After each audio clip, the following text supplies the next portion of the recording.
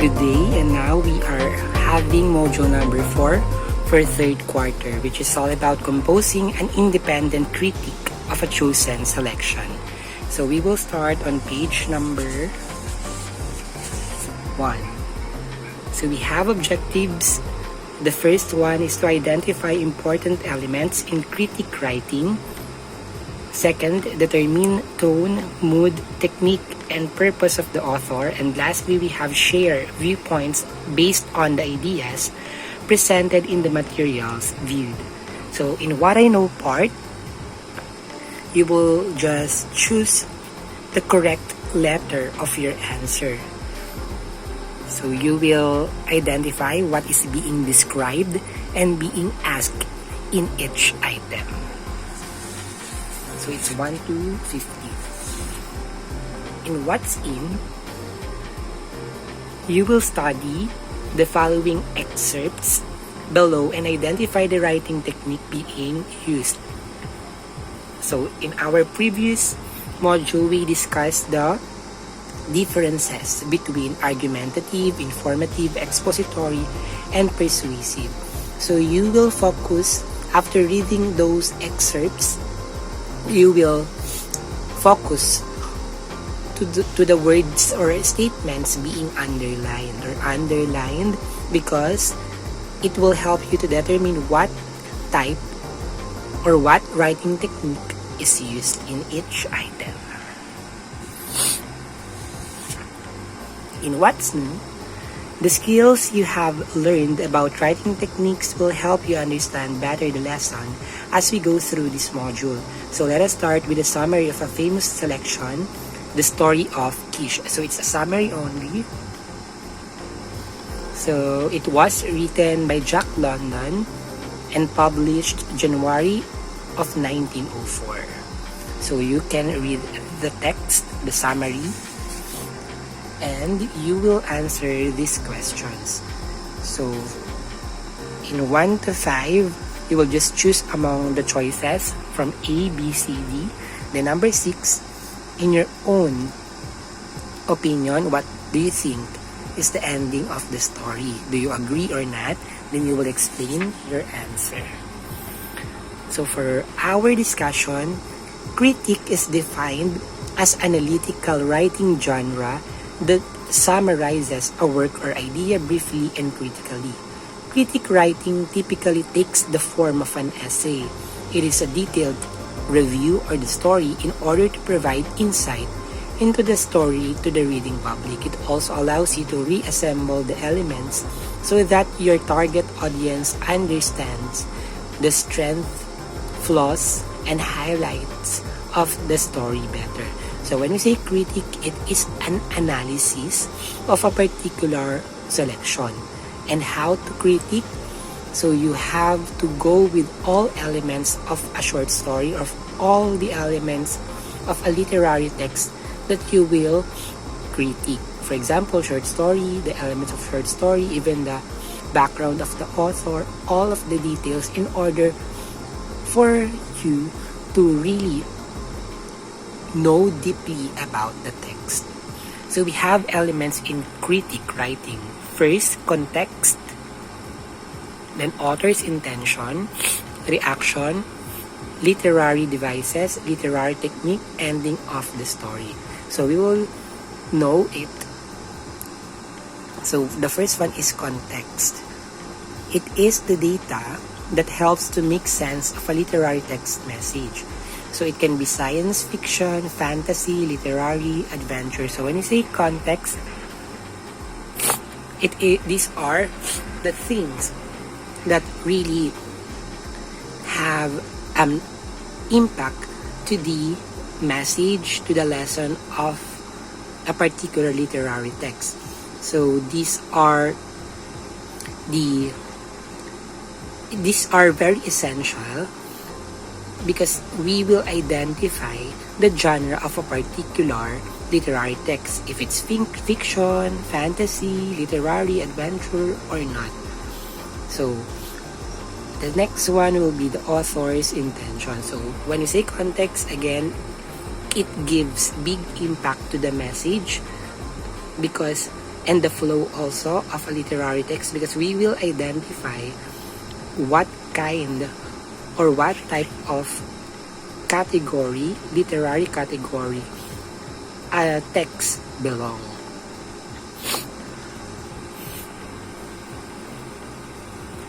Then we have the author's intention. So it can be to persuade, to inform, to entertain, or to inspire. So when we say to persuade, it is encouraging everyone or inspiring, making them to convince other people or to make them believe in what they are saying. Examples are advertisements, newspaper editorials, and campaign speech. So they are to persuade, because your primary aim is to make them believe and to call for an action. The next one will be to inform. It is an author's purpose, which is very focusing for pure factual only. So you don't need to include your personal point of view, because you will just give information which are very vital and correct. So that is the difference between to inform and to persuade. So persuade, you will include your opinion, while in to inform, you will not include it. And to entertain and to inspire, the purpose is giving pleasure, enjoyment, as well touch the reader's imagination and giving him the idea on what to do. So if the purpose is to entertain or to inspire, meaning the text should be really motivating, should be really engaging, because they will not find it interesting or entertaining if they find boredom while they are reading the text. So it should be interesting. The readers should be hooked in what they are reading. So for reaction pertains to your own possible reactions, as well as your attitude as critic, if you agree or disagree, approve or disapprove. So reaction is based on the reader. If they will agree on the flow, if they will agree with the ending, with the beginning, with the characters, with the changes happened in the characters, so still it is based on the readers. So some reactions are as follow: affirm or negate, meaning affirm, it is positive, meaning you are agreeing. Then approve or disapprove, agree or disagree, then like or unlike. So we have literary devices. So when we say literary devices, these are the tools used by authors to create impact on their writing. It requires understanding at a deeper level. Why? Because it is not literal, it's figurative, meaning the meaning of those statements are not to the words, are not based on the words, but with the conventions, with how it is used based on a situation. So when we say metaphor, it is used to compare directly. For example, she is a late bloomer. Go ye men with dogs and sleds. So when we say metaphor, another example is you are my star, you are my sun, meaning sun, S-U-N, meaning you are my light, you are my redeemer, you are my savior, like that. Because the word you, the subject you, is compared to the sun directly. How will we know that it is compared directly? If you will not use the words like and as, meaning you are comparing a particular subject to a particular thing directly.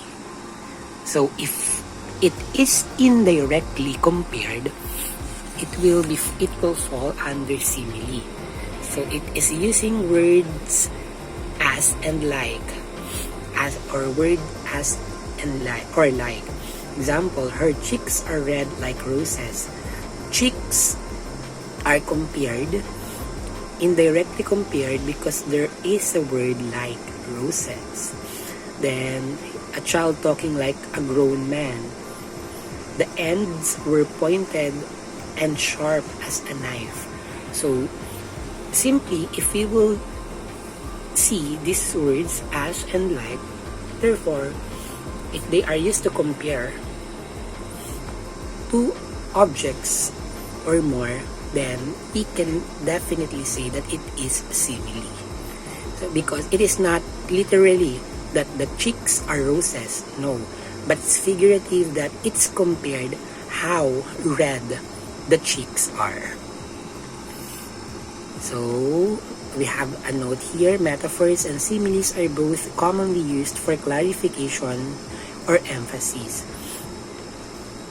For example, here, her cheeks are red like roses. So there is a clarification or emphasis that if the cheeks are red, are really evident, are really obvious red, then therefore it gives meaning that maybe she is in love with someone else. Then, next one will be hyperbole. It is an exaggerated or excessive statement. So, it is, in Filipino term, we have the word OA, or we are saying that ang OA like that because it is not really literally. For example, you are very hungry, then you will say that I am very hungry, that I will eat everything I see. But it's not true that even the door that you see, you will eat it. It's not true. But because of your extreme hunger, you will say that to express how hungry you are. So that is hyperbole. So we have examples here. Like what I have said, it's related. He hunts with evil spirits, said one. Maybe his father's spirit hunts with him, said another. It's an exaggeration to accuse someone of things not yet proven. So we have examples that we can see in the text a while ago, the story of Kish. Then, onomatopoeia. So be mindful with the spelling. These are the sounds that imitate or imply a particular sound of a thing, that it makes for dramatic, realistic, or poetic effects. Example, buzz, boom, chirp, creak, sizzle, and etc. For example, ding-dong, a sound of a doorbell, like that. Or even a sound of animal, it can be. Like arf, arf for a dog, meow for a cat. So, if you will use those, you will not tell directly what the sound is or where the sound came from. But you will use those sounds to make your reader imagine from where these words came from. So they will be the one who will imagine. So they will enhance how creative their minds are. So we have also literary techniques. So we have literary techniques, we have the tone and mood. So when you say tone, the feeling of the writer. Mood is about the feeling of the reader. So the main difference between tone and mood, tone, it is really from the writer itself. But when you say mood, it depends on how the reader will understand and feel towards the writing. So, when you say tone, it's really based from the writer. Mood, it based on the interpretation of the reader, based on the techniques and imagery given by the writer. So we have examples here. In tone, they are trying to leave the company. He leaned forward, his elbows on his knees. Tell me all of this at once. The tone of the dialogue is serious in the sense that the writer describes how the character moves as he speaks. So, because you can clearly imagine that there is a serious scenario here. An example of mood: a dark, leaden colored mass is creeping over the sky towards the sun. Red zigzag of lighting gleam here and there. There's a sound of faraway rumbling. So the mood is suspenseful. Why? Because with the imagery used by the writer, we can clearly imagine how suspense intense the situation is. So the reader will imagine and wonder what will happen next. So again, the difference between the two: tone is the writer, or from the writer itself, the feeling of the writer in his writing. Mood, how reader will interpret depending on what they read, depending on the imagery used by the writer in his or her writing. So ending of the story. So the beginning, this is the first part of the story. It's where the writer catches the attention. So it's very vital for the writer to engage the reader.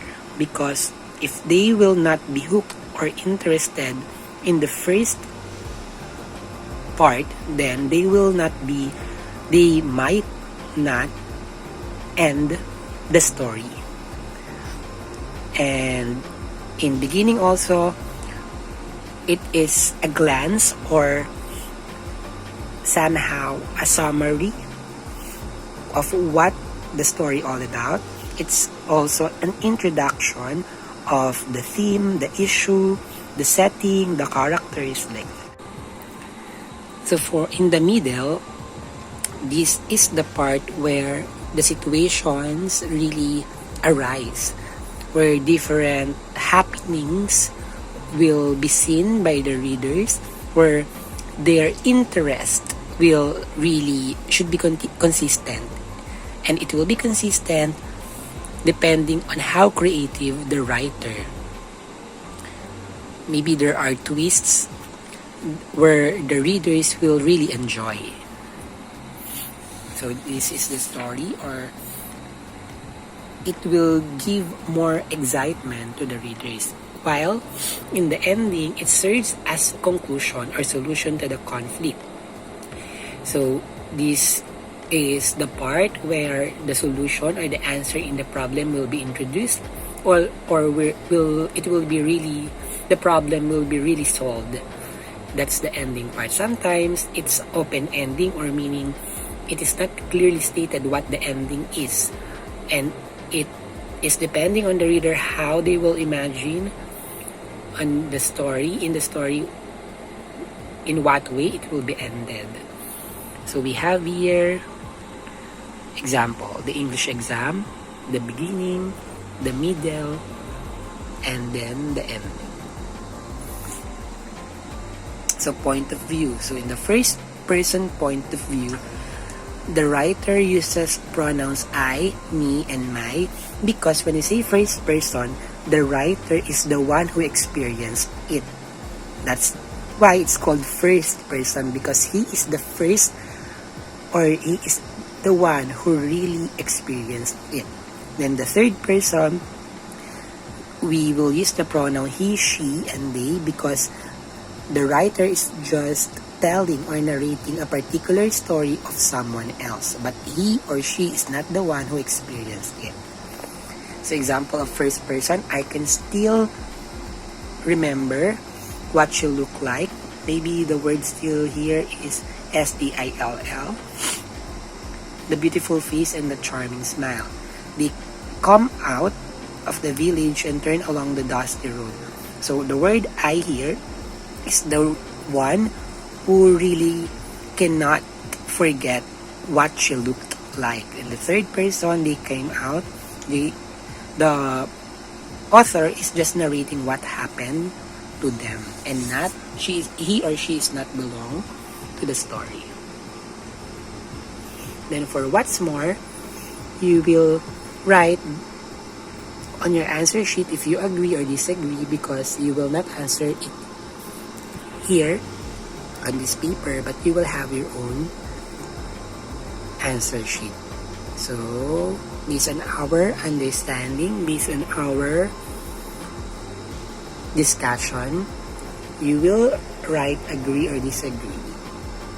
So, you will read each item, then write agree if you think it's correct, then disagree if it's incorrect. Then, for independent assessment 1, you will choose the word, your answer, based from the words inside the box. Then, we have examples here. We have examples. So, you will identify if it's undertone, metaphor, simile, onomatopoeia, hyperbole, or mood. Then, for independent activity number 2, you will supply or fill the letters to complete each term. So there is statement or clue in each number for you to identify the mystery words. So answer is on your answer sheet. Then for letter B, choose me. Read the passage on the left page, which is this one. Then answer the question on the right page. So you will just choose the letter. So letters only for you not to copy everything. Independent assessment 2, answer me. Letter A, read each statement carefully on the space provided. Then write if it's author's intention, context, ending of the story, literary device, or reaction. So your answers will vary if it's author's intention, context, ending of the story, literary devices, reaction. So you will just choose among those words, and no need to copy those sentences on your answer sheet, but you will just write if it's author's intention and so on. Then identify me, you will just choose from these choices if it's hyperbole, literary devices, metaphor, onomatopoeia, or simile, based on the statement in each number. So I will just say these letters A, B, C, or D, or E. If you will categorize where each statement belongs. And for activity number 3, reread the summary of the story of Kish carefully, analyze and identify from which part of the story of the following events happened. So is it beginning, ending, or middle? So the answers can be repeated. So letters only. Then for independent assessment number 3, read the selection below. Share viewpoints based on the ideas presented in the considering the elements in critic writing by answering the questions below. So you will read it. Wheel of the River by Alfredo Gonzalez. Yeah. You will read it until here. So you will answer these questions after reading that. So is the author's purpose or intent in writing shown in paragraph 2? And then how? Do you agree, disagree with the ideas in paragraph 6? Why? So you can go back, then cite at least 3 lines from the essay that show literary device, metaphor, hyperbole, simile, onomatopoeia, like that. And then, what do you think is the feeling of the writer in paragraph 8? You can go back to the text, then share what you feel as you read paragraph 9. So for critic me, based on the elements of critic writing learned Fill in the graphic organizer below. Use the information from the essay Wheel of the River. So you will just identify what is the context or the story itself. What is it all about? Or what is the genre? Is it romantic, romance, suspense, intense, or it's just short story, like that. Author's intention, what do you think is the purpose? Is it to inform, to persuade, to entertain? Reaction, what do you think is your own reaction? Then literary device, personification, onomatopoeia, metaphor, simile. Then literary technique, the tone and mood. Then ending of the story, what is the ending of the story? Based on what you have read. Then what I have learned, you will simply complete these statements. I have learned that critic writing has the following elements. Then give the elements of critic writing. Then tone, mood, technique, and purpose are important to know because in your own idea, why do you think those terms are important? In order to share viewpoints, I must blank it. When you say share viewpoints, before giving your own opinion, what do you think you should do first before sharing it? Then what I can do, read the blog below and answer the question that follows. So when you say vlog, it's like this. So let us try to use a literary piece that you are familiar with, and you might be one of the writers, one which we can consider as trending and technologically updated. Yes, it's blog. As we all know, blog is a website or web page of a person or group of people that contains personal online comments on a particular subject, including experiences, opinions, and observations. So after reading this, you will answer this. Is there someone in your family who loves planting? What do you think does he or she feel after reading this blog? Pick outlines that reveal the purpose of the author. So you will read these questions, and all of the answers here will be based on what you have read. Then assessment, you will just choose among the choices. A, B, C, or D. What's being asked and what's being described in each item. For additional activity, read the Facebook post by Rosalina F. Inocencio and react positively. So you will focus on the positive side using literary devices and other elements of critic writings you've learned. You will be graded according to the given scoring rubric. So after reading these, you will read it. Then you will give your own positive feedback, your positive comment. Then you will use literary techniques. You can use personification, onomatopoeia, simile, metaphor. Then you will be graded depending on this rubric content. If your feedback is complete and it's really positive and it's clear to understand.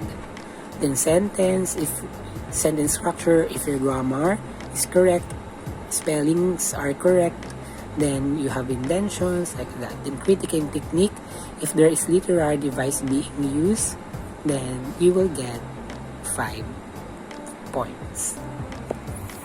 So I hope you learn from how we critique a particular selection. It is not easy because you will not just base on the title, you will not base the critique on the ending, but as a whole, as entire parts of the story, the wholeness, the completeness, the oneness, even it is not always literal, but we can also go to the figurative side of the text. All sides, all perspectives of a particular selection will be identified also for us to really critique it well.